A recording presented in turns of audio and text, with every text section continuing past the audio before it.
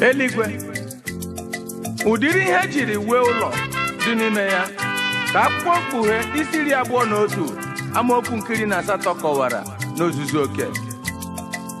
Ebe jiri ụdịrị ihe ndị a wee wuere m ụlọ, gịnị dị ga-eme ka m ghara iso ga biri n'ụlọ ahụ ebighị ebi? Ụlọ ọma dị otu a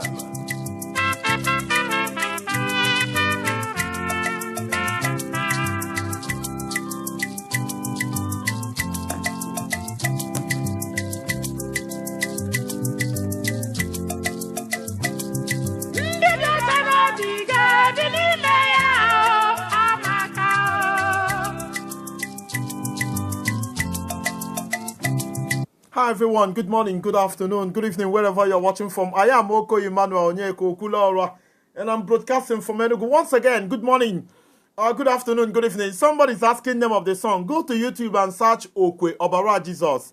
I think it's up to 25 minutes long. Okwe Obara Jesus. Just go to YouTube, Okwe Obara Jesus. And today, before I make my presentation, analysis and commentary, and then open the phone line, I must announce to us that I spoke to Wamaka for up to 30 minutes. That was about an hour ago. I spoke to Wamaka. You know the story of Wamaka. And for the very first time, I felt for Wamaka. You know, I am brave, tough, mentally, physically, and all that. But I'm a human. I have emotions in me. So for the very first time, I felt for Wamaka. We were on the phone talking like brothers and sisters. But still, I reminded her the fact, the reality that we are trailing. We are trailing. We are very close to the arrest. And I don't want that to happen, because if it does happen, it's going to come with huge consequences. Wamaka quoted $25,000, but I'm not sure she's still having the money. You know, I have a doubt. She once told me she will give me the $25,000 truck. From there, she told me she borrowed the $25,000 to a woman who went to Dubai. I said, okay, let's get a visa and go to Dubai together and get the money. Or you tell the woman to hurriedly come back. Or you tell the woman to call the account office or whoever to refund the $25,000. And today, she's telling me that she bought landed properties with the $25,000. You know, she wants to negotiate. She wants to deal. She was, I can sense some of emotion, remorse in her voice. But where is the money? I told the Wamaka, you must do something urgently. You must hurry. You must run. I don't want you to have issue. I want you to be free. She said she saw me a couple of times in Enugu where I came to buy food and all that. And she didn't call me. She didn't come to me. I don't know if there is any truth in that. A guy who posted your picture on social media as wanted. You saw me in the streets of Enugu. You did not attack me. You did nothing. She says she knows where I live. Yeah, I'm not hiding where I live. I walk about in Enugu with my foot, with keke or with my car. I am not running away from anybody. And Wamaka talked to my spirit today, and I felt for her. And I want to bring her to this platform one day. And before I bring Wamaka to come and talk to our people, share her own side of the story, she must refund that $25,000 to Obioma, or part of the $25,000. She's having the money, but I am not sure the money is still remaining, or the money is still up to $1 million or $2 million. I don't know where she kept the money. I don't know what she did with the money, but I was appealing. I'm not scared of war. I'm not scared of fight. But I don't want us to fight. I don't want police to arrest you. I don't want people to harm you. I don't want a CID or SARS or EFCC to arrest you. Call me. Give me the $25,000 or give me $20,000. Give me 15. You can call Obioma's brother Ike. You can call Ike and give Ike the money. You can do that. You can give it to the police and tell me to come and pick it up. And she was saying that she can't give away all the money, that Obioma should give him part of the money. I say, even when we are talking about compensation, you need to start refunding before we talk about compensation. You need to do that. And we spoke for about 30 minutes, and I was pleased. I told her, go and do your homework. Go hurriedly, urgently, do something. I will bring you into this platform. If you don't want to come to the studio, you call in and talk to our people. But first, refund the $25,000. Who is calling me? Somebody's trying to interrupt the proceedings here by calling me while I was on air. Why I am not ready to take phone calls. I'm not ready yet. I need to tell you why we are here today. I am still giving a press release or press briefing on Owamaka. So I don't want people to come on different programs and be asking. We are working effortlessly. We are working tirelessly. We are going against human capacity. We are going beyond border. We are stretching beyond limits. You know, she said she bought landed properties of 2 million somewhere in Yemen. I said, go and sell them. In fact, when she call again, I'll say, bring the documents, show me the land, and give me the original documents. I'm going to bring buyers. You need to settle with Obioma. You live your life. You have a baby. You have another young baby. You shouldn't be hiding. You shouldn't be running up and down. You need peace of mind. And I can assure you of peace if you can work with me, if you can respond, if you can do the needful. Obioma is in pain. Obioma is 60. People who are 60, 70, high BP or high blood pressure take turn on them. It can kill them at any point. And we don't want that to be the case with Obioma, our brother in United States of America. So I am hoping that by tomorrow, Owamaka is going to bring a good offer to the table. The way she was sounding today, I became a little bit convinced. Or I don't know, let me not say. So I don't get disappointed in the end. But the truth is that we are trailing. I told her, you need to know, we are trailing. We are trailing. We are looking for her. A lot of people, different agencies, all of them are looking for Owamaka. And if they arrest her, I might not have the capacity any longer, anymore to help her. I can only help now that we are still far away from her being apprehended, even though it's near. Even though it's near. I am Okulora. Once again, thank you for being here wherever you are watching from. I am still experiencing technical deficiencies, technical difficulties. So I am not on Instagram. I am broadcasting on Facebook. Please, I beg all of us in the name of God. We have 554 people, 560 people watching. Click on share. Host a watch party. Tag your friends on Twitter, Instagram, Messenger. Do whatever you have to do. Host a watch party. Do whatever you have to do to ensure that we have maximum number of Igbo people from all walks of life listening. I am Okulora, and today I am asking our women before I open the phone line. Women, umunwanyi Igbo. You know, every time I know kumaka umunwanyi. Today umunwanyi, you are the topic. Would you marry a single father? A single father is a man who would you marry a single father? Would you marry him? I'm talking about Woke Wunyi or Woke divorce or separate here from the wife. Women, would you marry a single father? I'm asking our women today. Would you marry a single father? Somebody is saying that the Owamaka's Juju Akachigom is not possible. It's not possible. I am Okulora. Akalu Amaka, you are sounding as if you do not know me. All my weapons are out there in search, in work. So there is no juju there. We are negotiating. We don't want to kill. We don't want to fight. Nobody's going to die. Nobody's going to get injured. We are going to get justice. It is a matter of time. Igbo women, would you marry a single father? Igbo women, would you be a second wife, a third wife, a fourth wife?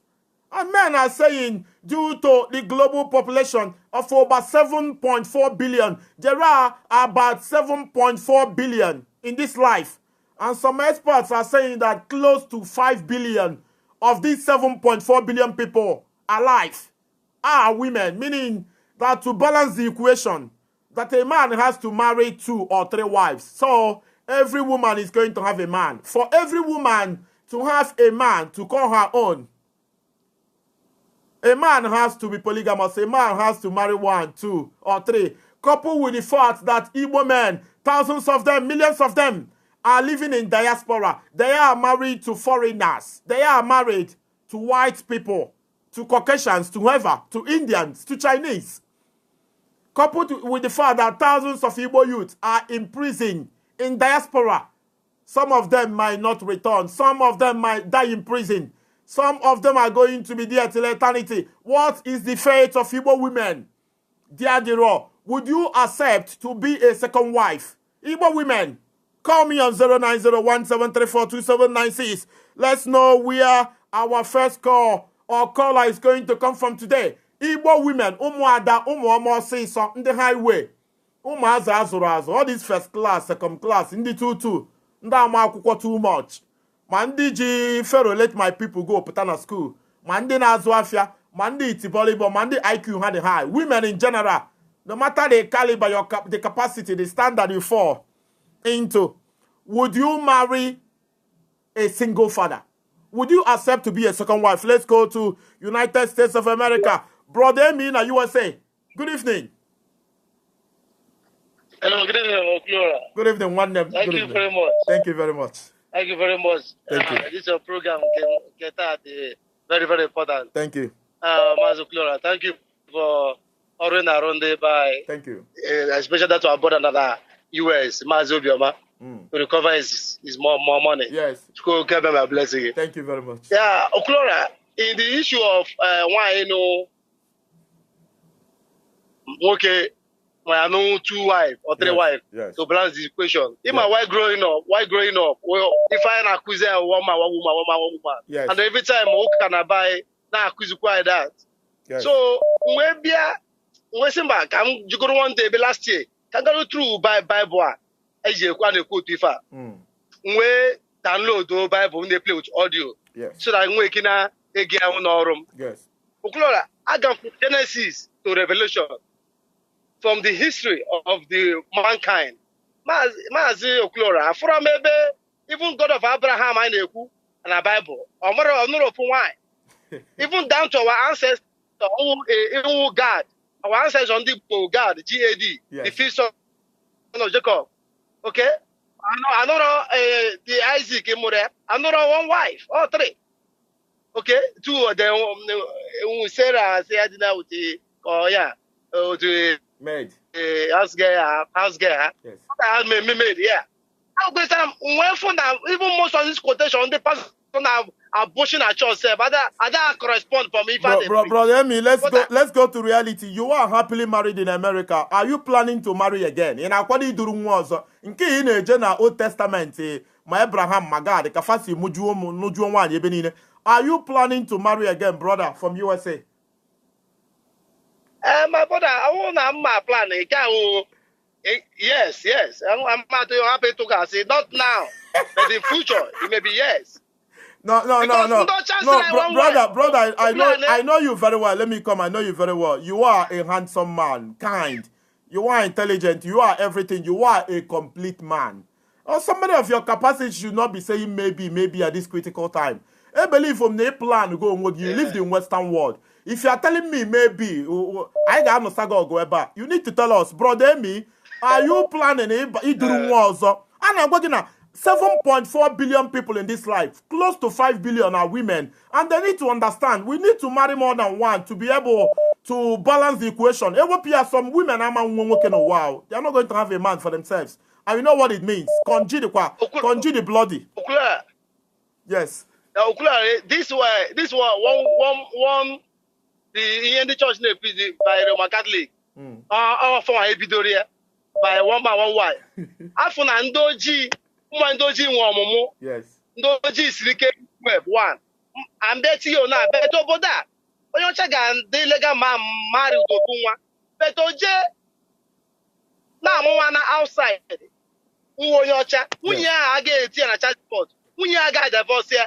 If American be over there, I want to be a professor, but America may pay money beyond if any people that see the people that are for ordinary. Brother Emi, women are asking questions. They say it should be that. Brother Emi, are you planning to marry another woman? Or if I join now? Not quite now, but in future, other but are fine. All right. But the problem there, I'm wearing actual wine. Yes. So I'm asking enough for that one. I'm wearing actual wine since about 8 years in America now. I know if wine. But the problem is that women before you go, women are the equation share their man. No, I don't have the problem. The problem, yeah. They don't want to share. The problem because as you go, Uka way size. I'm not sure what the Uka. They play on that corner. On that corner when they live their life. Yes. But over there now, over that one woman. Among every race, upon Doji Black American at 1 women every day. Population don't check everybody times 10. On the job the Mexican. In the Spanish, she's job there. That's the Mexicans. Population find natural black also. And in period of 5-10 years, population Mexican, yeah. But other people say 1 man 1 wife in other race. No, we are kicking against that. but their population now far than every other race. Then ask question. Why you do to one? Why you do to one? If you all dominants, can we dominate Doji? Right, thank you very much, Brother Emi from USA. Thank you very, very much. Women, are you going to succumb to the pressure due to scarcity of husbands? Would you succumb to the pressure of becoming a second wife, a third wife, a fourth wife? Women, are you going to marry a single father? Would you marry a single father? Nwoke divorce was separated from the wife. Or a man not about would you be able to cope in a family, an atmosphere where you are the second wife, where there are kids before your husband got married to you? Are you going to cope? Are you going to fight? Are you going to endure? Are you going to war? What are you going to do in such circumstance? There is a caller here. Good evening. One name. Good evening. Good evening. Good evening. Good evening. After me here topic yes. You got tell mana itinye okwu ọnụ ụmụ nwaanyị ga-akụpụ m isi. Ọrụ nyefe adreesị ga-ewe kụpụo gị isi. Nwere ga-enwerifa ime gị ebe. Nna nsogbu ọ dị ebe isi m kwuo ajọ m sọ agụ asị m kwuo. Enwere ife idere here. Ịghọtago? The topic ga esi ma nwaanyị o nwere ike ịlụ wee single father akwa? Yes. Okuloro, you need to do here because nwoke is scarce. Yes. You got that? Yes. Nwoke is more scarce. Even sorry, one you don't want why you choice. You got that? You a choice because even they know what to do here. Come one outside the better no can down wake so can wake for the man. You got like you go here. Yes. But I go even though enwere no by the connect ebe no na ka nwoke nke a nwe so wutu nwanya na ka ihazi nwoke ofuma nwane nke ọmam ihe nke oji no na hazi ka ihazi ofuma ịghọla so nwoke black light aka wee gbuo echi otago nwoke mgoro mo 7 single father ọbụgoro ụmụ penopeno ma ha iwe gịnị gba ha enyi a na-ekweta ozugbo otago maka iwọchịgodo iwọchị a na-edu so no matter what, brother, are you saying that the women are asking? Are you saying that the women they don't have choice because men are fewer in number? Are you saying that the women they don't have choice? Okulora, because I want the choice. The choiceless. Even though ije n'ụlọ ụka na ije n'ụlọ gị hụ ndị na-ekpere Chineke ha na-ene ma di nwere okwu ofu okwu ọtago nwanne yoga dị ofu okwu nwanne yoga dị ofu anya nwanne yoga dị nna ka a hụrụ nwaanyị nke atọ nke anọ ọtago so nwa Teresa is so ọtago so kwuru ọda nwunye anyị nweghị chọrọ choiceless the choiceless ihe ga na-achị ma nwoke a ga-alụ osisi nwoke ga na-achị dị ka ajọ nwaanyị even though Tino Guitar never one so close, I don't know. Yes. Didn't ever take into the 2 months. So, he and I take off the problem when I walk in. Because someone was in I said the kind here. Brother, you are causing trouble. You are causing trouble. And I'm sure when you called and I heard your voice from Turkey, you are probably going to cause some commotions here. And the women are beginning to protest. Yes. They say I should take the microphone away from you. That you shouldn't be here. That you are pulling the women down. Because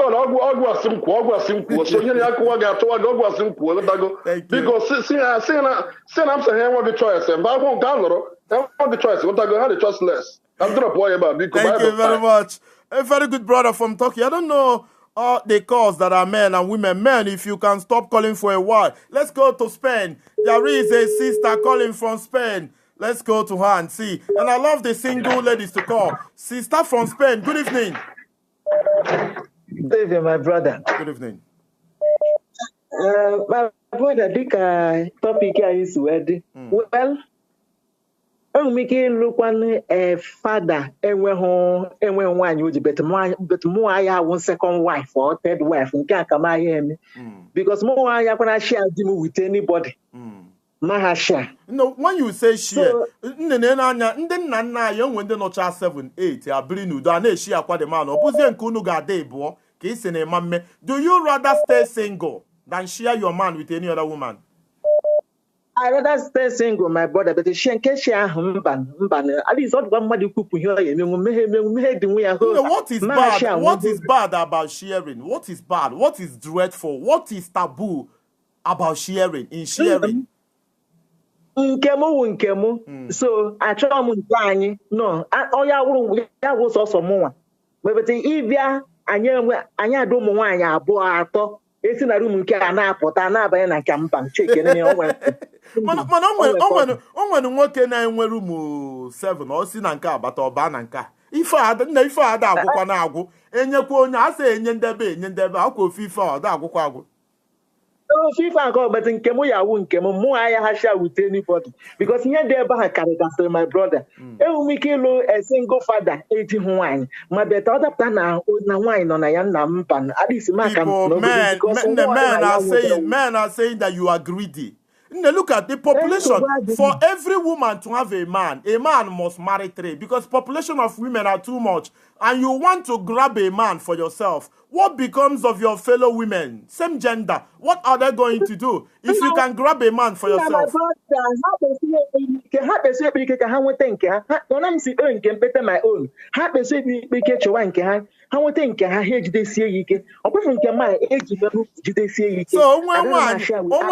tila alu ebe digi no na epiawa onye ahụ azụ ozugbo. Okay, trust on Muna. Me isi breach because na here ni preach another gaga. Thank you very much. Thank you very much. Caller from Spain. Also, anyone you cross Saudia. Even in Spain, she's going to handle the woman rough. So we want to listen to our women more today. So I want to take calls from women the more. Please, women should call. Men are calling too much. Let's go to a woman in Austria. Caller from Austria. Good evening.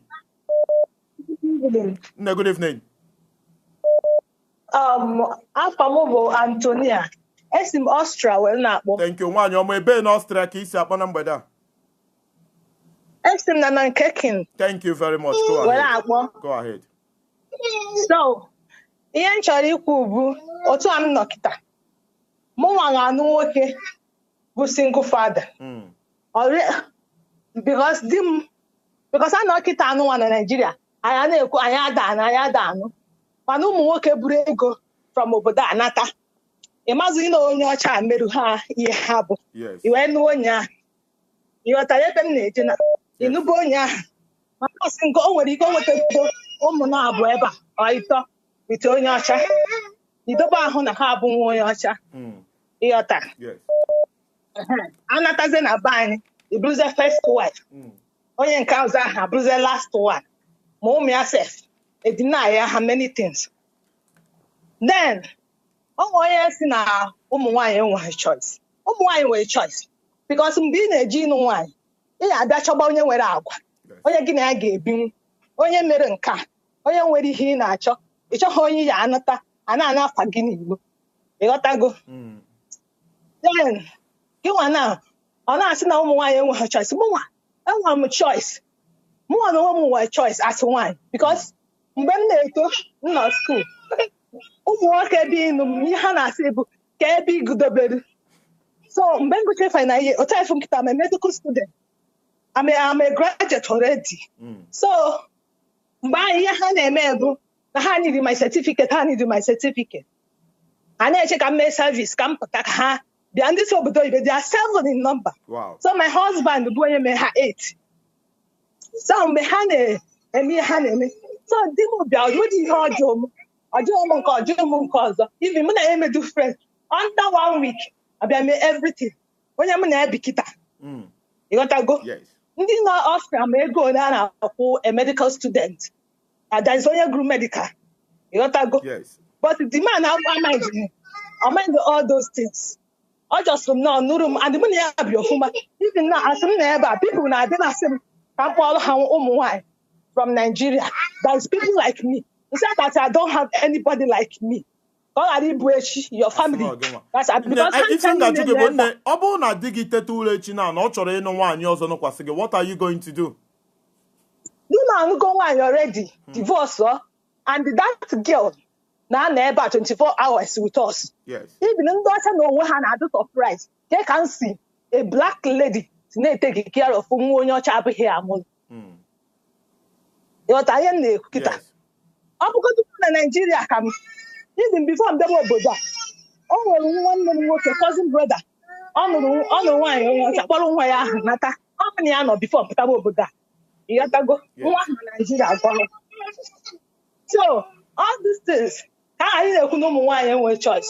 Ụmụ nwaanyị nwere choice because ndị a na-asị na ha achọrọ nke achọ nke ọ bụghị iji ịnụ nwaanyị ije kwuru n'iro a na nkịta ekwu onye ọbụla asị o ya eje chọọ nwa ọma ọsịsọ mana echi si na ekpogotere obodo oyibo ọ narụgo nke a enye ya ọ chụpụgo n'ụlọ ihe onye chọrọ ka ọ na-egote ihe onye chọrọ ka eji egwu ya. Yes.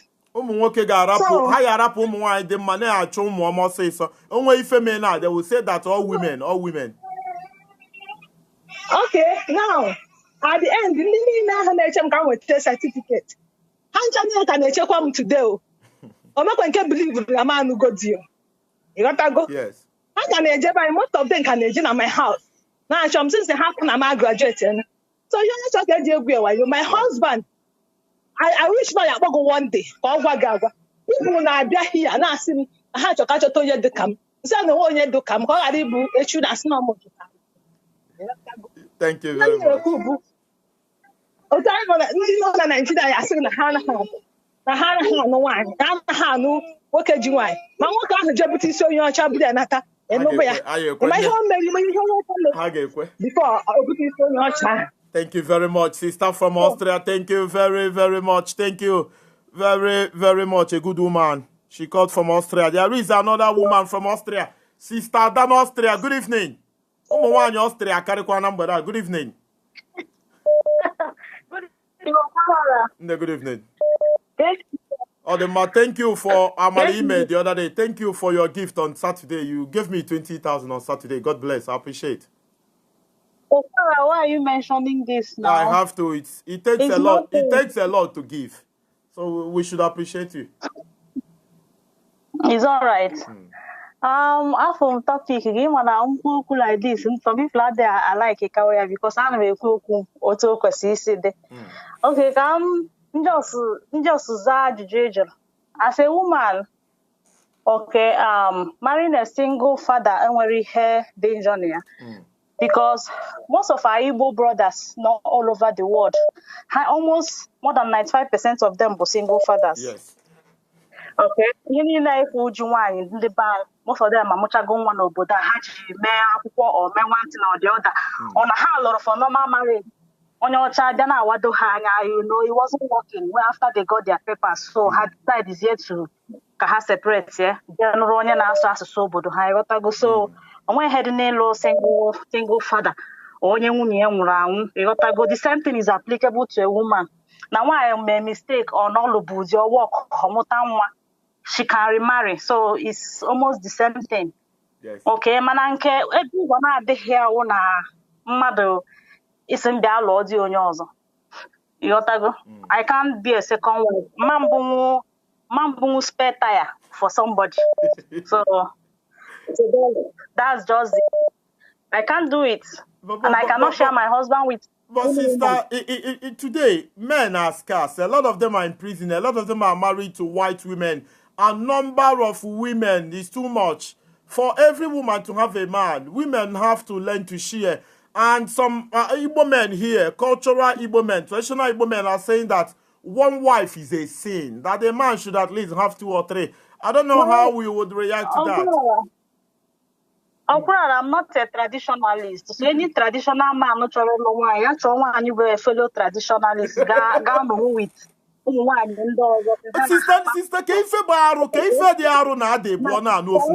what is the taboo there?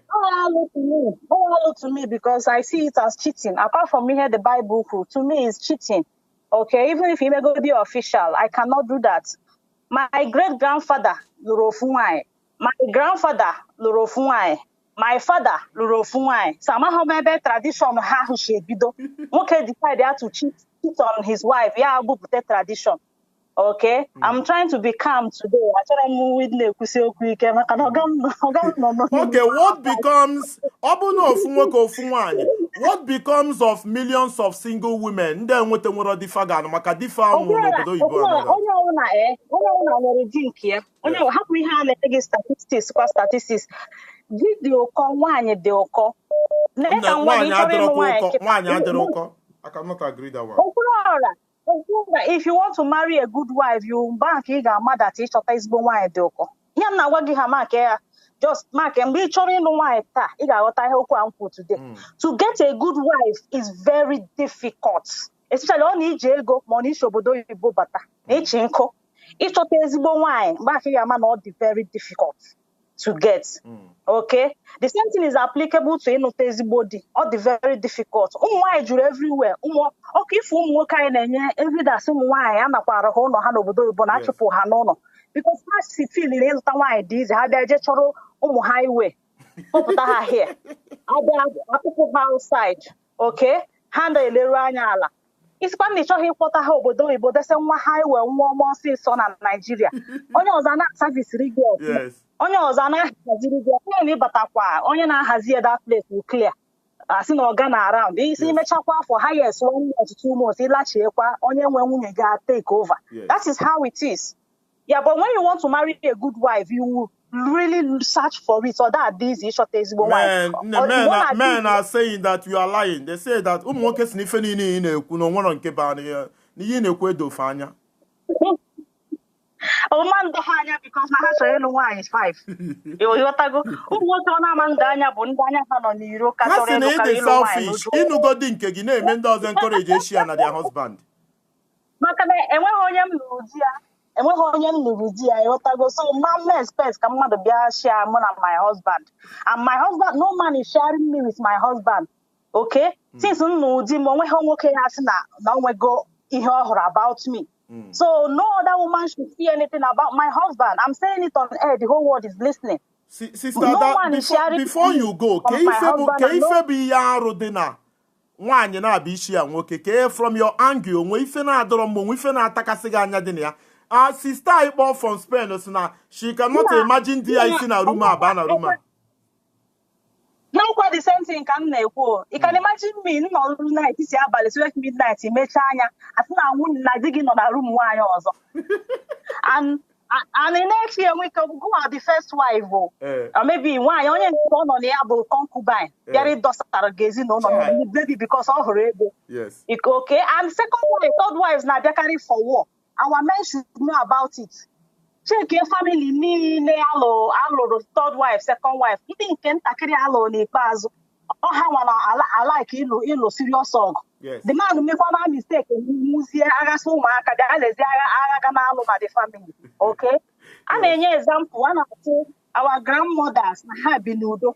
Ha biri n'udo just that they didn't have a choice then na mgbe gboo. They cannot talk ikwu ụkwa kpọpụtara gị ụmụada.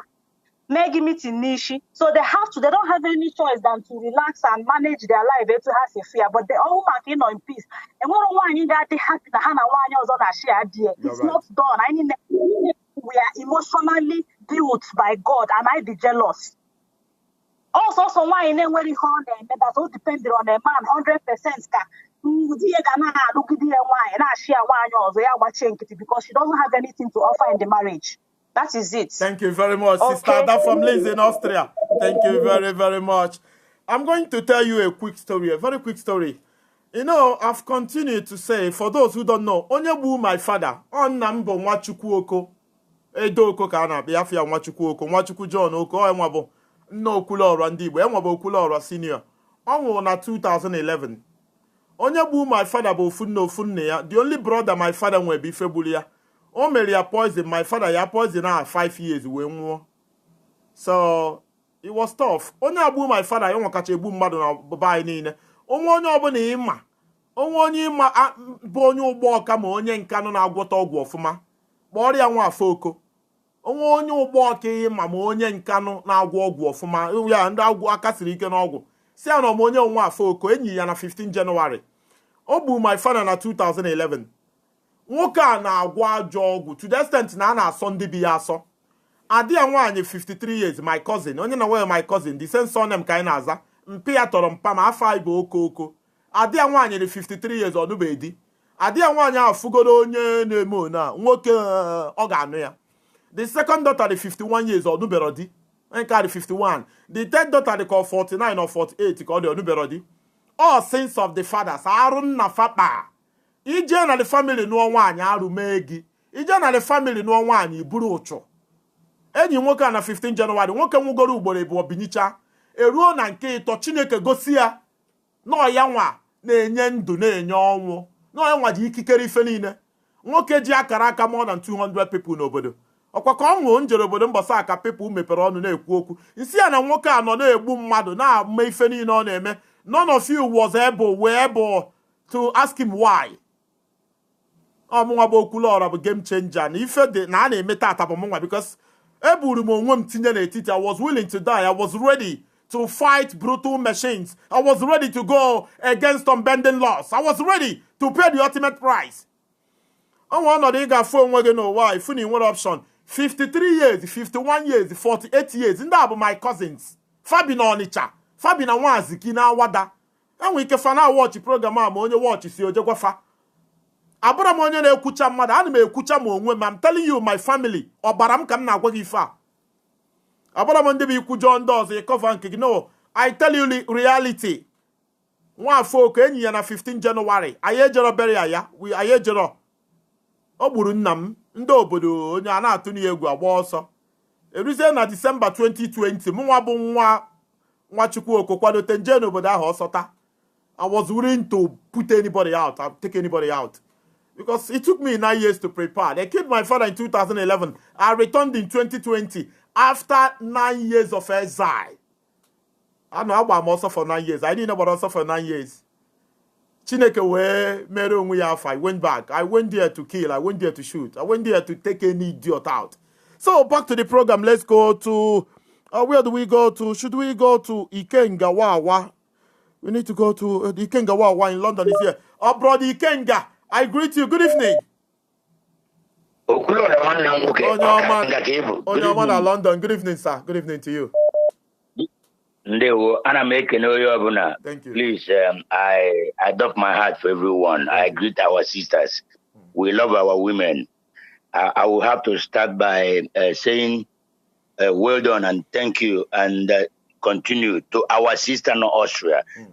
Before the sister in Kenolins were for Ezbo mother for images may God continue to continue giving her the intelligence and energy to continue. Yeah. And our sister Paul from Linz now, I don't know more. I'm around 3 or 4 days ago. We need a broadcast before a power out or something like that. Yeah. She called that Saturday. She called. Okay. I will comment to make it that they permit me to repeat this. All right. Quote. Us Igbo women are the most wicked men in Africa.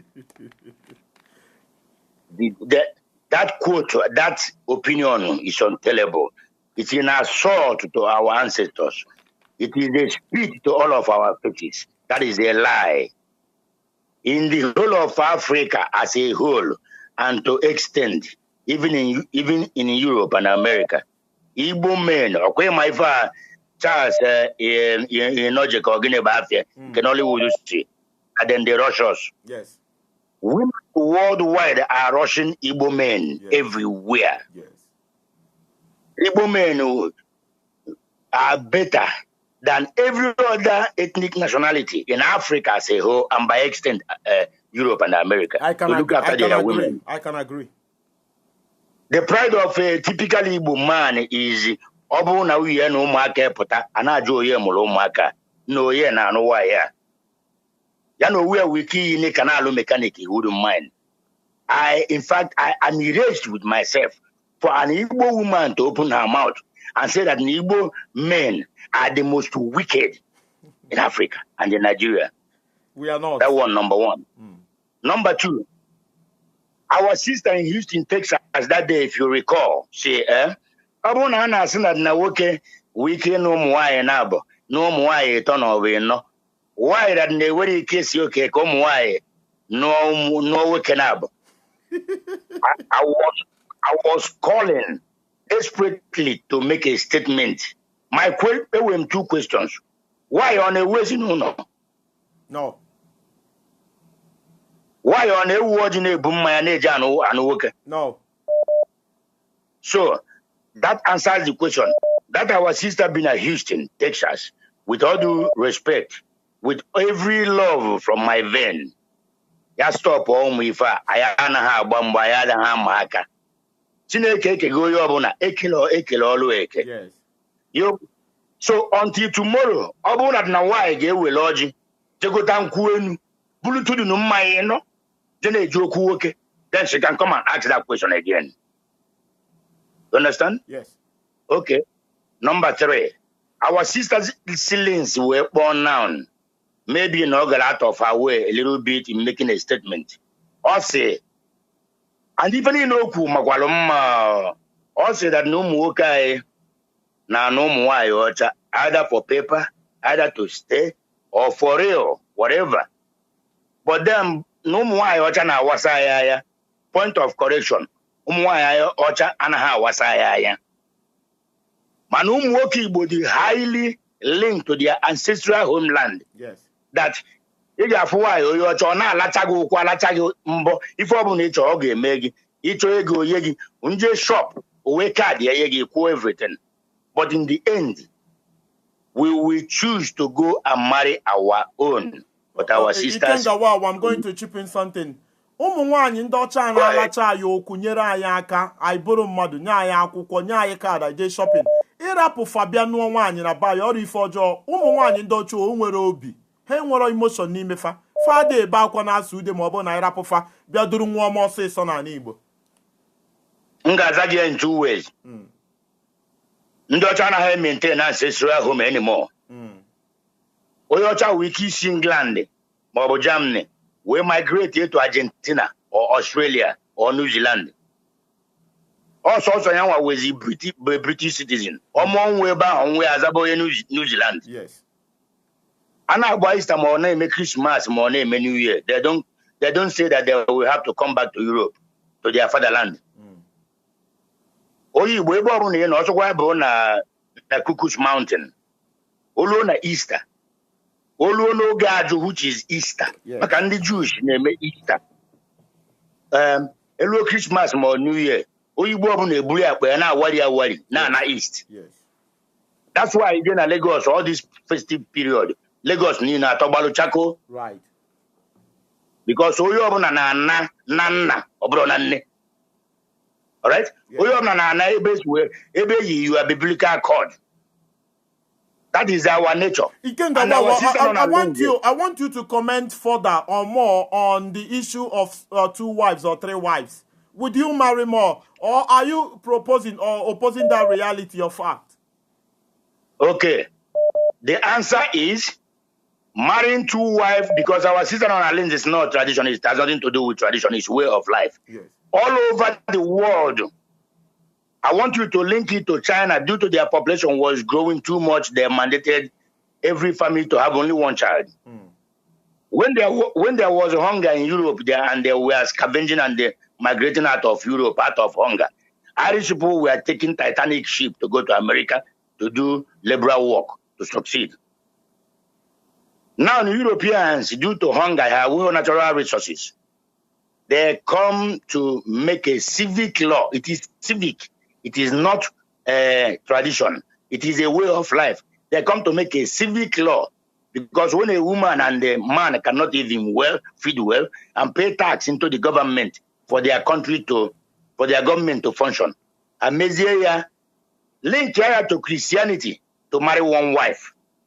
So the answer is, Abraham will 1 wife. No. Isaac will 1 wife. No. Solomon will 1 wife. No. Our grandfathers will 1 wife. No.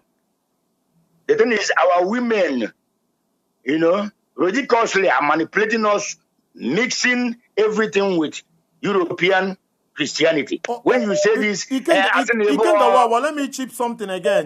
So you continue. Yes. Why are our women finding it difficult to share one man? Why are the women seeing it as a sacrilege, a taboo, a crime to share one man with another woman? They are women. Why are they finding it difficult considering the population of women as to that of men in this stage, at this point in time, 2021? According to fact, not verified, some will say verified, there are about 7.4 billion people in this life, and close to 5 billion of the 7.4 billion are women. It means that for every woman to have a man to call her own, men must be polygamous. This is a reality. We need to marry more than one. A man commented at the section there saying that marriage to just one woman is a crime. Women are saying that it must be one man, one woman, that anything other than that is going to be war. They are using the term war. And when somebody says war, when women say war,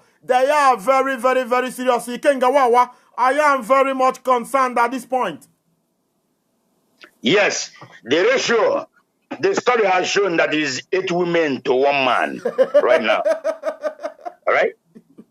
So yes. What I'm saying is, when it is not sacrilege, all our women make a link to Christianity to make it look as if it's evil.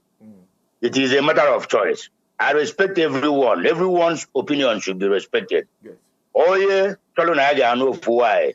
That now without the Fuwoke, Nayaga for the Nayaga Kwechilu, fine, good luck to her. But the truth of the matter is, do you really like? Yeah, the answer is selfishness, greed, and the lack of vision. How the world is developing. You understand?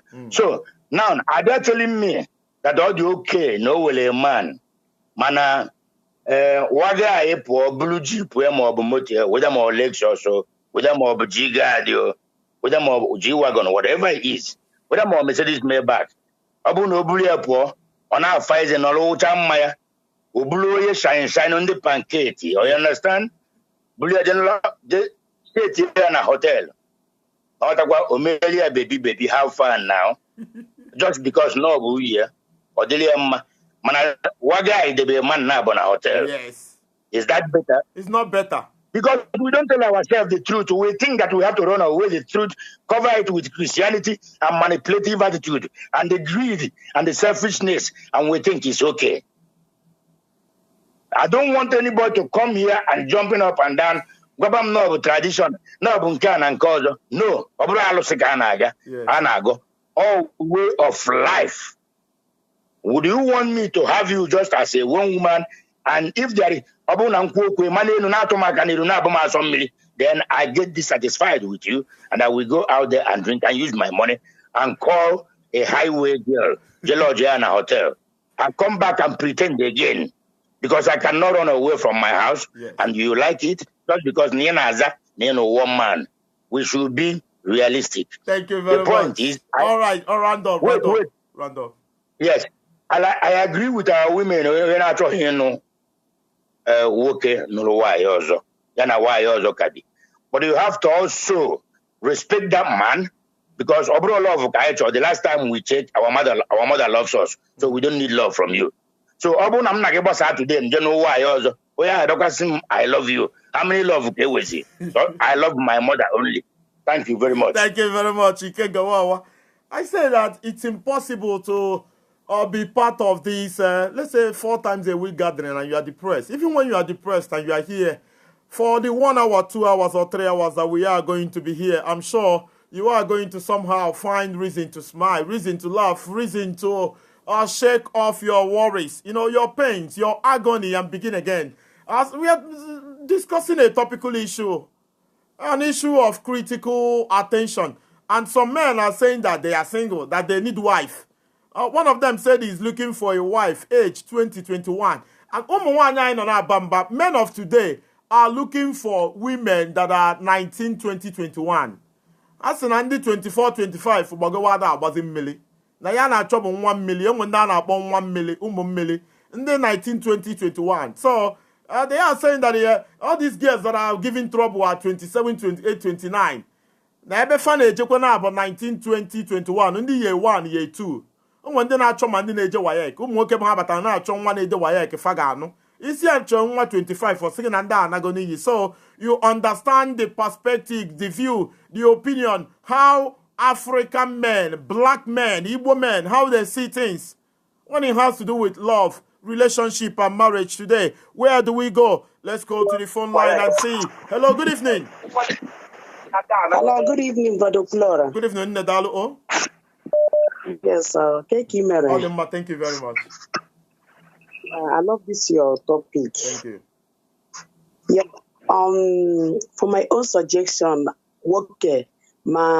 like me, from my own side, I would say I can marry a single father. No problem. But before I marry that single father, I must. No problem. Yaro not all ronyo, no problem. But yalo can find out why that woman went. Can you remember? Yes. True. I cannot. I will say.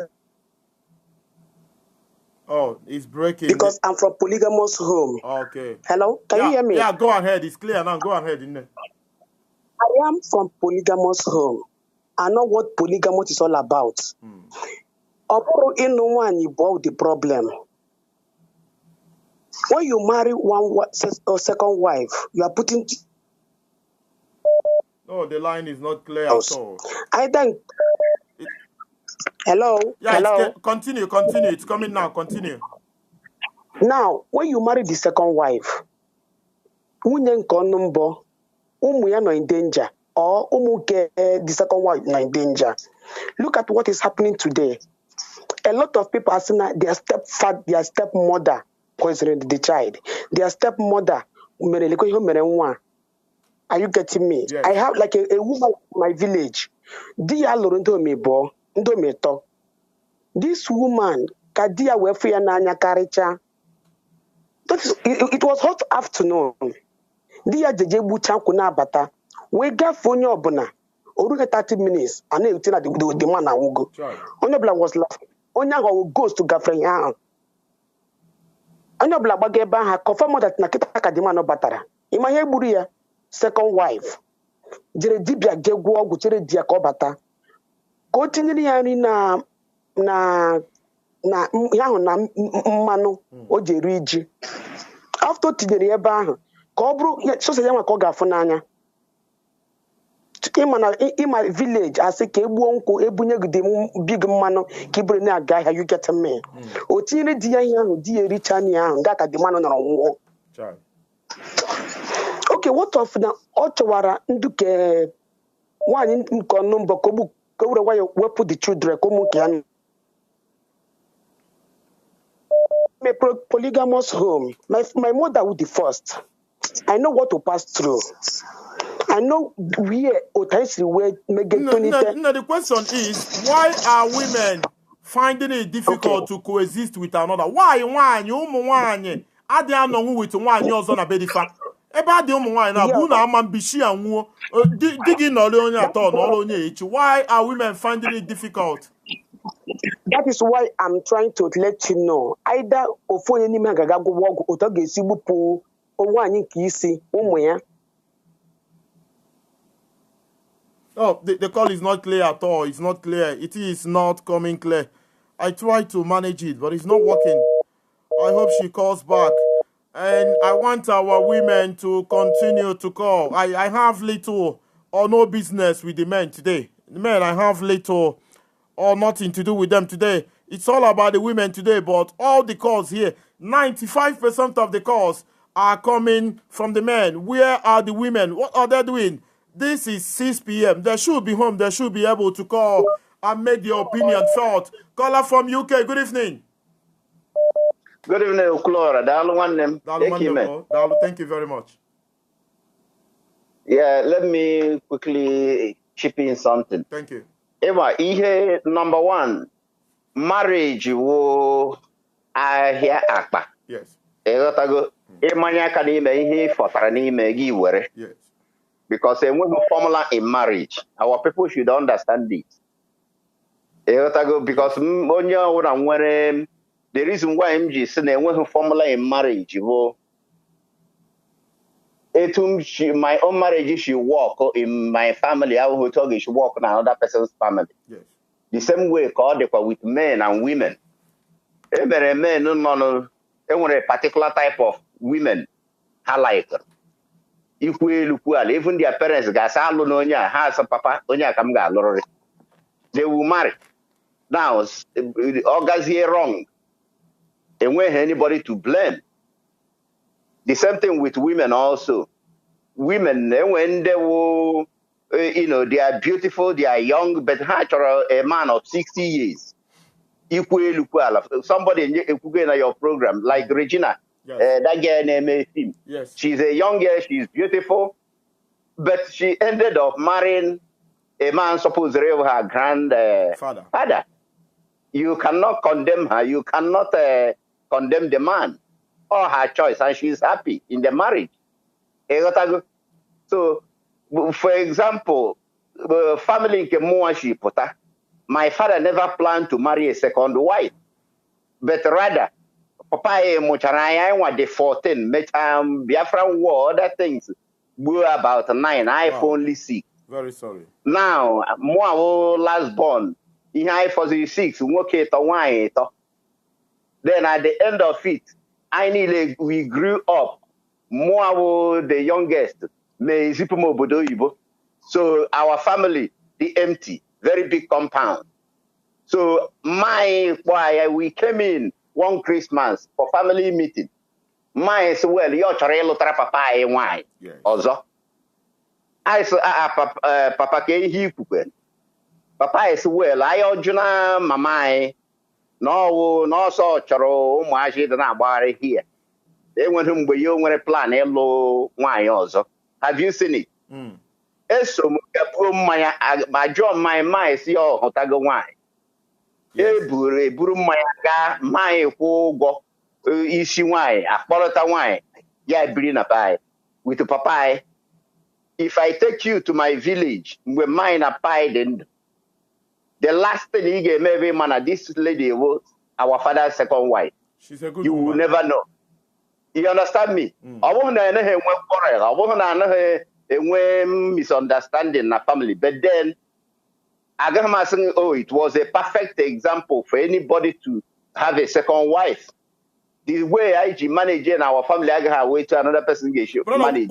What is your plan yourself? Are you, in the opinion of getting another wife or sticking to one woman? What would you do yourself? What are you going to do? Because the era of your father is gone. It might be 40 years ago. We are talking about 2021. If I tell you my own story, this program is for me. You understand me? I am married. I married. I love wine. Biana Nigeria. For wine, Pogoto Bodo, Moromo wine in Nigeria. Pogoto Bodo, Morom cause. But before then, they were going and all my name were with all your wine, yes. You understand? So, one idea. And at the end of it, money, one with a different plan. The plan, may execute here. Wow. I cannot go and be fighting her. Some of them on a university over here. You understand me? So, yes. But the point is, a marriage over here. When you guys ask over here, no other one kayachor. So that's why you learn a Bible. Our people put a Bible. The first wife, Adam. What did Adam tell God when Adam sinned? Adam said, the wife you gave me made me to sin, to eat the forbidden fruit. Chuku says, okay, a body is a twa. Chuku Megarias, he who finds a wife finds a good thing and obtain favor from God. Yes. So the man will go and look for a wife. A patagi present to Chineke. Like Oga Koronkita present those to Chineke, it's not your wife. You understand? Brother, ụmụnwaanyị ga-emekwa gị attack. Ke nke bụ na ị nọkọta ịkpọrọ nkịta jegosi Chineke si na nwaanyị. Ụmụnwaanyị ga-eme gị attack. No. I am saying I said na why nkịta or whatever. No, I'm just making a narrative. I know. Our women should not misunderstand me. I'm not comparing our women with a dog. The best woman you can have on earth, a Biafran woman. Yes. And the best husband you can have on earth is a Biafran man. On the iwu. Some of our sisters got because of feminism, because of 21st century technology, invention, this and that. Oh, we are running with time. We are a peculiar people. We have to know whom we are. If we understand whom we are, the issue of marriage doesn't have a problem in any form or whatever. Because we drop whom we are, we drop our identity, we drop our culture, we drop our way of doing things. Then other people, brother. Then when you are doing the way of Ndeocha, you still come back, go back home. You understand me? Yes.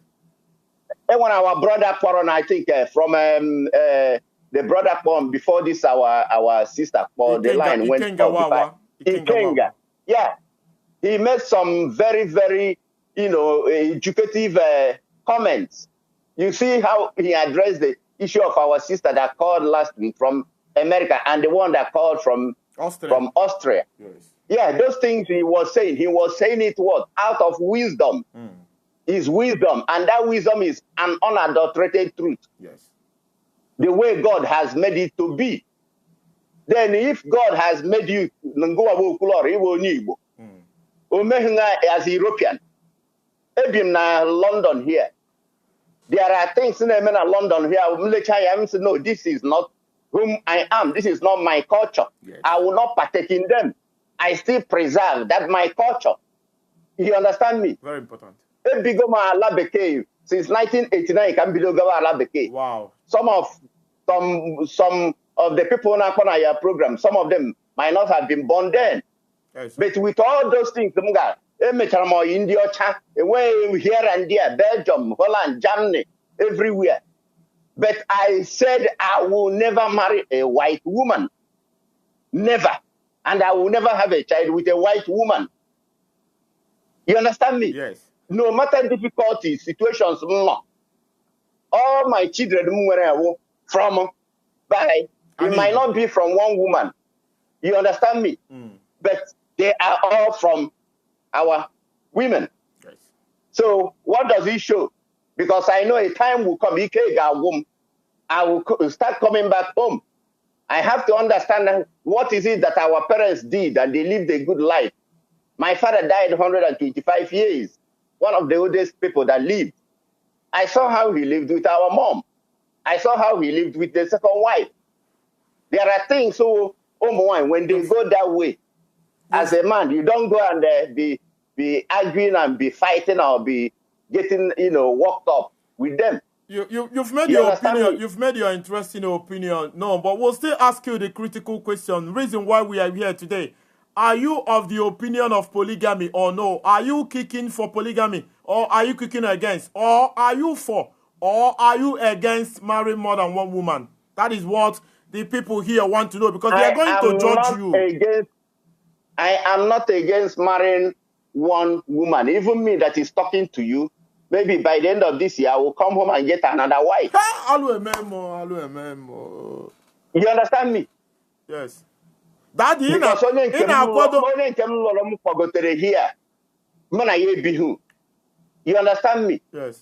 And then if you bring people here, they have made different, choose a path for themselves. I never had issue with her. There were things she planned secretly because they advised me. Okay, Daddy, let's talk. Let's have a 2 minutes conversation now.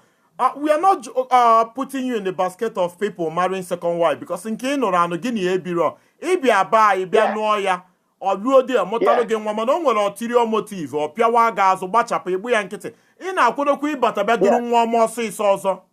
How are you sure that this one is not going to be worse? What are you going to do differently in terms of investigation and selection to ensure that you don't fall into the trap of highway gears in Igbo land? You made mention of something before. Igbo women are the best in the world. Daddy, the best ones are few. Onwe ndị a na-akpọ ụmụ ọma ọsịsọ n'ala Igbo, ndị nnapụ, ndị highway. There are thousands of them in Igbo land. Daddy, we are talking your safety. We don't want you to fall into their trap. So what are you going to do differently to ensure that everything is all right at this point? Good question. Mbata, what I'm going to do, why money gaby? Agma wear clear. Obodo, yes, Agma Kotago Obodo, but for holidays, you come only for holidays. I like you go back to Nigeria. You are not going to live in abroad. It's simple. I'm going to have the checkmate. And it must come from our place also. Like I said, you understand me? Yes. Because in those days, just your village, the next village,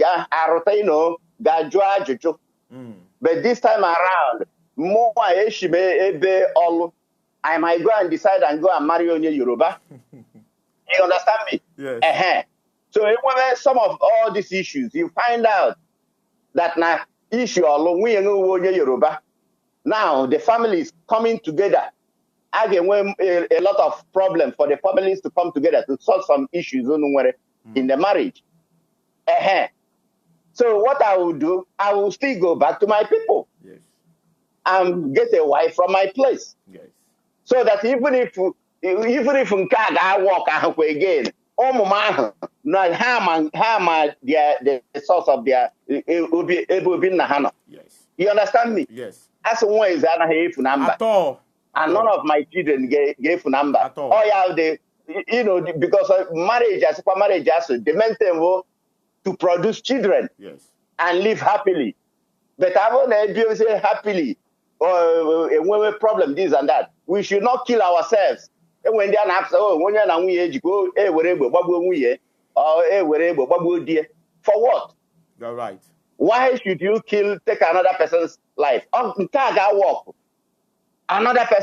one might walk on the BCI and I say, nah, he gave booze or then before getting a low wine, mona low. Thank you very much. Our uncle, our father, our daddy from United Kingdom. Thank you very much. And good luck when you come to find another one more say so from Biafra land. Thank you very much and good evening, sir.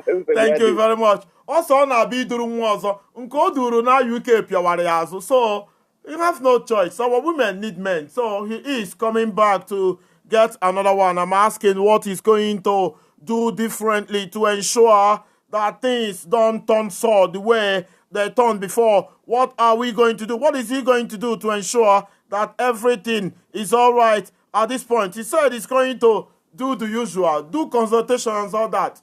Ondo Kochuku Nandi Dadijio Kacha Motande Highway Kita. So I can agree with a comment there that looking for a wife for things of that nature, it's like opening a magazine. It's just like rolling a dice. Whatever comes, you take. And what I advise people to do, when you get married and it's not working, walk away. Marry again, it's not working, you walk away. Marry again, if it's not working, you walk away. Do not die trying to fix a marriage. Do not try trying to fix a wrecking boat. Do not die trying to stop a ship from sinking. You can't do that. When it's time for a plane to crash, there is no technology in the world that is going to prevent the plane from crashing. So you have to understand that point. That the Anugo Apiawayazo, and it's going to have another go. Caller from Republic of Ireland. Good evening. Good evening, Okura. No, good evening. Good evening, Okura. Good evening, one. Odema, thank you very much. I'm topic. All right, go ahead. Okura.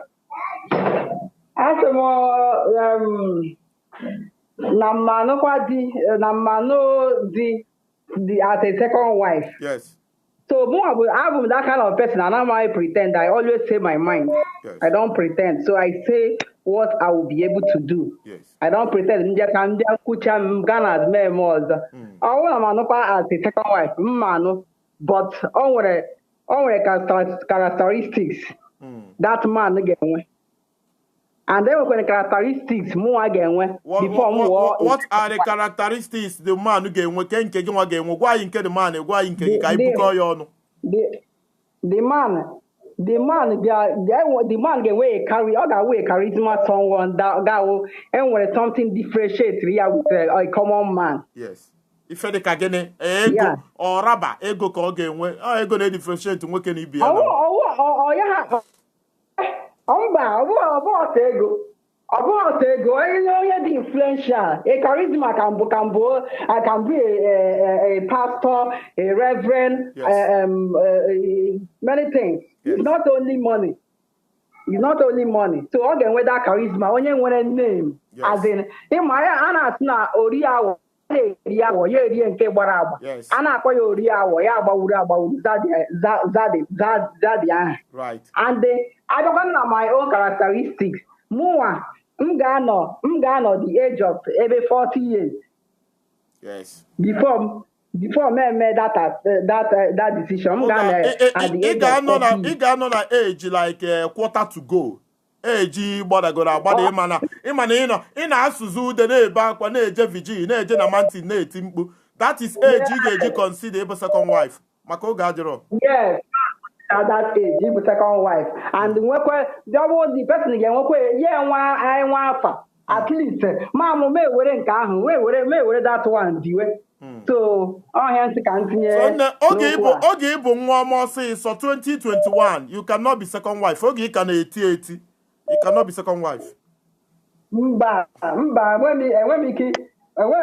wait second wife, okay, one more say so. If my father, every front and back. So I don't want and when Mickey equal would a second wife.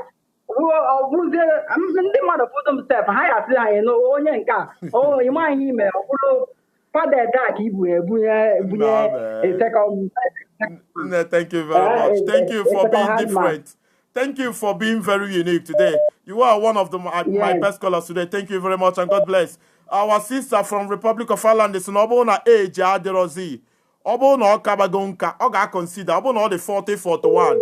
Oga was come. Oga obo one more say so 1920. The Yukutoku second wife or Piawaga.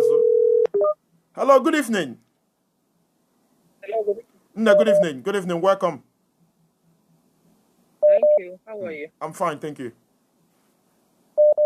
Okay. I've been on the program. Yes, we are close to 1,000 people are listening to you, so go ahead. Oh, okay. Actually, meeting on this. All right, Wanyoma, go ahead. Thank you. Okay. Ima, onweki ihe dị bad man ịlụ nwoke nwaanyị abụọ. Raise your voice a little bit. Raise your voice a little bit. Okay. Okay. Onwegi ihe dị bad man ịlụ nwaanyị abụọ. Okay? But it depended on the man. Okay? Ọ dị ka ebe nwoke mụchara nwa gị na-eshow na ịhụrụ onye nke a n'anya ịhụrụ onye nke a n'anya. You bịara divide your family, right? Ọwụ nwoke niile ga-alụ nwaanyị abụọ. Nwoke nọ nwaanyị abụọ ka ị bịa n'etiti nwaanyị abụọ ahụ ị lụrụ na-ezi onye nke a na ịhụrụ onye nke a n'anya karịa onye nke ọ ị na-pay attention to onye nke a karịa onye nke you are dividing your family by yourself. Ọ bụghị ịlụ nwaanyị abụọ ọ bụghị ya the issue. Okay? Let's just look outside the box here. Like according to my father, and my father gwara m because my father lụ only my mom. You got that? Yes. But also na ihe mere ndị nke uncle ha ya ji lụcha ụmụ nwaanyị abụọ because of gịnị na ha ji na-ezi akụ na mkpata na ihe like land na ihe niile. But these days like ịrụ ọrụ ubi. But these days ọ dịghị otu ahụ. Yes. Enwere career women na nwee career men. Ụmụ nwoke na ụmụ nwaanyị ịda na iwe businessman ị na-aga na-arụ ọrụ ị na-arụ ya na-eme ya business nwunye gị nọ n'ụlọ na-enezi so ịbịa school do ihe niile up ọ dị very very bad. Yes. So onwe ihe dị ka ihe ha na-ekwu nwaanyị abụọ I don't think on our work in this time and age. You got that? Ogaga work because when you call Ruby now, according to my father, the story of Waramowo, because of Guinea, most of them are farmers. Any the workforce, any the lot of people. Exactly. Alụrụ m ọtụtụ nwaanyị so that mmụọ ụmụ ha nyere m aka mwe that's ihe oriri na ihe nweta na ịghọtala na akụ n'ala. But it's not like that in this our generation. That is what the mistakes of people na-ekwu okwu here na-eme. Okay? O nwere nwaanyị nwoke kwuru okwu ọ sị that na ya lụọ nwaanyị ya na nke ahụ si okwu ya lụkwa onye nke ahụ si I love you. The second one mekwa ọ sị I love you. No na mama ya ka ya Ikenga na London no enwekwuru ife a. I wonder about the man kụọ ife ebe a. Ọ na-enye nsogbu. Yes, o mere mistake because ị bịa lụọ nwaanyị ọhụụ gị n'anya, where are you there? Ịmakwa gị na a woman nọ ọhụụ gị n'anya, what are you doing? O wee ịhụnanya wee isi ije. Ịhụnanya nwunye gị dị iche na mma gị ịhụnanya mama gị dị iche na nke nwunye gị kwa o. Because onye na-enye gị nri, how can you live with somebody that hates you? Am I able to nweta da ụka ahụ o kwuru adaba kwa? Let me chip in a question to you. Di gị na odogwu gị dịka iji agba mba dịka a na-agbara izu agara gbachiri gị ụzọ nwoke iji agba mba ya husband ọ pụta echi teta ụla na ọ na-eji iduru nwa ọzọ na ọ na-anata ịbịa duru nwa ọma ọsịsọ ka o wee mee second wife ka ife ị ga-eme that is ka ekwere to si ekwu like that. Ngwa okwukwe ni ya Chukwu ekwe na ọ pụtara echi na ọ na-abịa Owerri iduru nwa ọzọ na onwe nwa ọma ọsịsọ afọrọ ya na ọ chọ ime second wife ka ife ị ga-eme. Okay, first of all, nga reason here. You cannot just wake up. This in Abi Durunwa. It's not a child's play. This is about life and family. Who is this person you are bringing in? Okay, still with discussion. Mona ya abo. We have just up no raya in a situation no chọrọ ime ya. Ọkpọ gị sị gị nne gị bịa na ekwe plan ya na ọ chọ ije na nwaanyị nke ebuo full stop ka ife ị ga-eme. Okay. Mgaji ya ke plan ya because you do the matter it's very very easy thing I give them matter ke plan ya ke plan o nwere ebe ụmụ ya nọ ke plan o nwere about this new person ọ na-aga ịkpọta on my own side when we can get a problem when once everything is okay ego did here is a good man maybe Ngaji first of all what is your reason. Then no one can reason ya na nka mekwa maybe ọ chọrọ ịmụkwu ụmụ because onwe na nwoke nwe nwaanyị for example you got to go so ị na-edute nwaanyị ọzọ ka ya reason then onye m reason ya ọ na that reason eju enye gị agwara m ike nye ya advice osisikwa ahụ na ọ na-aga idute nwaanyị ọzọ masị okay listen you can't just do things anyhow ị na-edute nwaanyị ọzọ ama m onye ị na-abịa idute ị ga-edefine ọrụ a because I was started here. Okay, define the oral. Okay, define the only meaning define or say okay. My wife, munaga bono, wetenka. Nga gwe no bata. No okay respect. Oga kwagi hege juga for geja me ase ngo me odi hedota. You got to go? All right. But more personally, I would not like my husband to marry another woman. It's not about being selfish. It's about peace of mind and security. For the life of my children, I don't want anything to come into my family. Yes. Because I want money So in the middle of the road, I gotta wake up in the morning. Is it crazy? Waking up in the morning, saying, "No, I give the them mad." Life is not about life. I think I be in a business. All of us, they make it a business. I get my bastin, and another one. Give them That is a problem. That is a problem. No, thank you very much. You've made your point known. Thank you very, very much. I appreciate your call today. This is the first time you are calling me. Thank you very, very much. A very beautiful woman like her. I don't think her husband will have any reason to get married to another woman because she is very, very, very beautiful. When I say beautiful, you should know she is amazing. Connection there. My connection is coming and going. I don't know if I'm coming out clear. Should we go to Italy or should we go to United States of America? Caller from USA. Good evening. Are you there? Good evening, brother. It's reconnecting. I'm having issue with my connection. I am having an obvious issue with my connection. Let me see if it's wrong somewhere. Caller from Thailand. I don't know if you are there. Caller from Thailand. Good evening. Are you there? Caller from Thailand. I don't know what is going on with my connection this evening. It is becoming a concern to me. Where do we go? Should we go to Belgium and see if you can get clarity? Caller from Belgium. Good evening. Good evening, Okura. Good evening, everybody. Good evening. Welcome.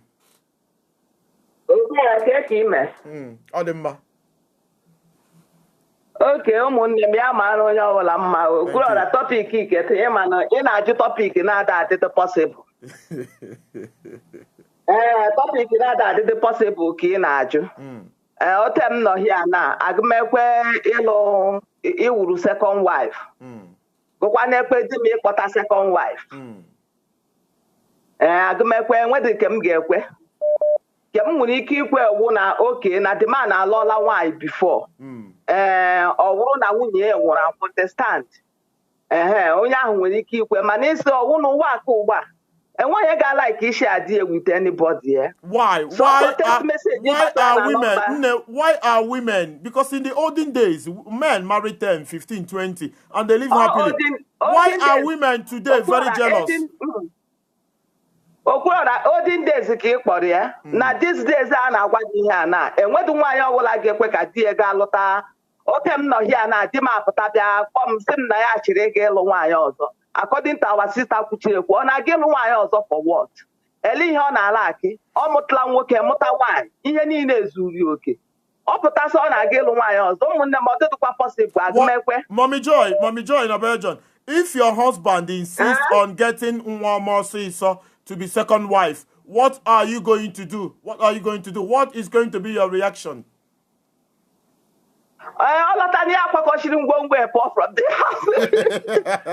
So you get your son a beer, a chupian a beer. All the joke, on what the meaning of Monday for that pretend to what, on what the meaning. And the men again on here build all together. May any net together. If a thousand men I give to them was on one say so. All Nigeria lower, all of here, all that park out there. Mommy Joy, is the repercussion not too much? You are saying that if he brings more Moses, so you take him out of the house. Is this repercussion not too much? I feel it's too much for him. Let them go again now. Or what the meaning if that na Nsobano Dagma manage all of Nigeria long way, all of Taya Park shooting here on at this house for half a gram no more. That is it. Mommy Joy, again, before you go, all these men don't know for one. Even a hand which are all my husband on those or Hane meat. Like it, did the new but Nigeria now. How would one over when they Nugu are they not the same? Maybe the same or at least the can honor me on Aja and the Sonia Melpene, yeah, would open one on there, he would end nowhere because Moka Prodaga now most one more sister, Bia Butoria big one or that like me. So the possible. Mommy Joy, we are advising you to change this your opinion because it's too harsh. It is too harsh. No, I will not change. That is what I will do. My husband, Potason, I gave one also. All Nigeria, all other Belgium, or park out of the house. The girl all of Puranalo, or would do laugh on Anani whom I know Pota, or Gagabi dear, always stranger. That girl, I love stranger. Agumekwe. Mommy Joy, according to statistics, according to stats, for every woman to have a man has to marry 3 or 4 women. And he can go a very, very educated father, uncle, brother. In England, they say that if one man, 8 women. What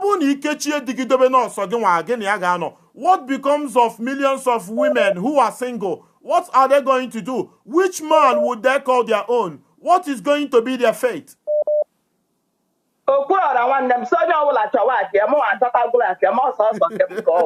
Thank you very, very much, Mommy Joy in Belgium. Thank you very, very much. Mommy Joy is in Obasalia. She's got her own man, so other women should go out of their way. They should do undo. They should do unimaginable. They should do impossible. Whatever they can do, they should do to get their own man. that she is never, ever ready or willing to share her own man with anyone more. So it is not possible. There is a local call. Let's go and see who is there. Good evening.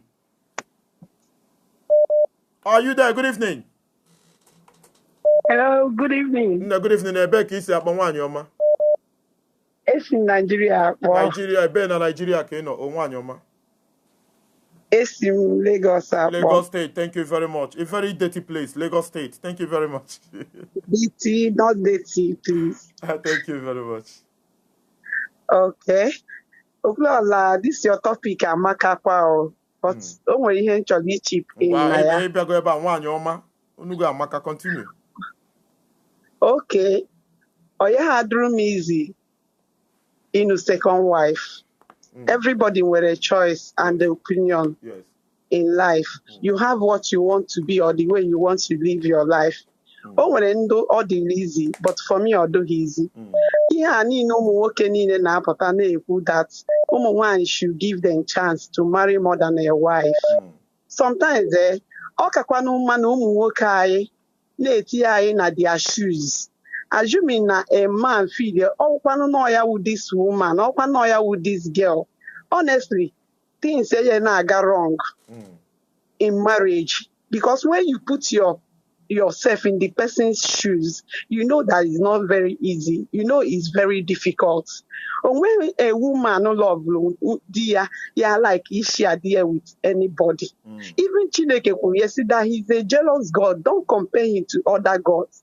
That you should unless not that woman when he go. And most times all these people not so second wife now so as a woman also yes. No second wife there abia in a second wife ya when nine of my already honoured. I don't know the man is well to do. Now only when he go in a second wife when a woman who or let's no level ya konya was go kaya kwete. But all these people name upon as a woman enough so that you can share your husband with another person. Or do easy. And I ain't one onye ọ na-aja agwa onwe ya eziokwu o ji ama na onwekweghị nwaanyị ji ekwe today so ka ya shie die likewise ụmụ nwoke nwere ike sị yes they can marry more than a one wife but the moment their wife cheating on them is a problem. They cannot stand it. So I want to have you in that way. Here she has standing. We are hearing that their wife cheated on them. Now their wife know how cheating. Pray for marriage that will heaven and earth. Because in Anya, the reason why so many marriages are crumbling today is because of infidelity. In the area of working, in the area of woman. So many things are happening, and anybody when he can had easy. So can you let that way now for why? So forget marry second wife. So many married women are no go married man are no good in one itself. Because not majority of them don't stick to their wives. It's just few. I want to do 100, the man on 98%. Yes. Since you no one, we are polygamous. We cheat. We are polygamous. That polygamous nature, is the high time we remove it from the definition because the way she know that we are polygamous in nature, it spoils so many things. It has made it that so many men will cheat on their spouse. They will not have remorse over it. A man, polygamous in nature. It's reality. Men are like that. African men, most especially. Sister from Lagos, thank you very, very much. And it's sad that I'm ending on this note. Mazin Nnamdi Kanu, the leader of indigenous people of Biafra, is going to start a broadcast at this moment. So, whether we believe in Biafra or no, Igbo land is on Akareka. Igbo land is in danger. After Muge Bubago, there was Eastern Security Network, Anambra unrest, Imo unrest, Anambra Enugu. As I'm talking to you, a block could go Uzo Independence Layout to Bisala Government House. Enugu State government in our war to protect the governor. due to unknown gunmen and all that, due to insecurity. Enugu state government is not protecting the people of Enugu. They are blocking a major road in Enugu to ensure safety of Enugu state governor. So there is every need to go and listen to Mazi Nnamdi Kanu and know what is going on in Igbo land and how to approach the security deficiency and challenges in Igbo land. So on this note, I'm going to go. We are going to continue tomorrow. Please, Mazi Nnamdi Kanu is on air from what I am seeing. So I have to close now. I have to go. Igbo land is in trouble. So we need to give respect to the master. A man who wants us to live. A man who loves all of us. So we should listen to his broadcast. So thank you very much. I'm going to see you tomorrow. I am going to see you earlier tomorrow. God bless you. See you soon.